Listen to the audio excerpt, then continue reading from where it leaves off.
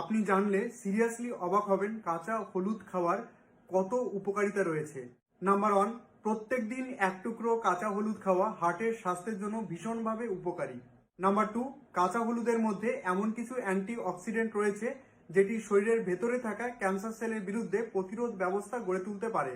Number 3, চিকিৎসকেরা প্রদাহ প্রশমিত করার জন্য কাঁচা হলুদের ব্যবহার করার পরামর্শ দিয়ে থাকেন।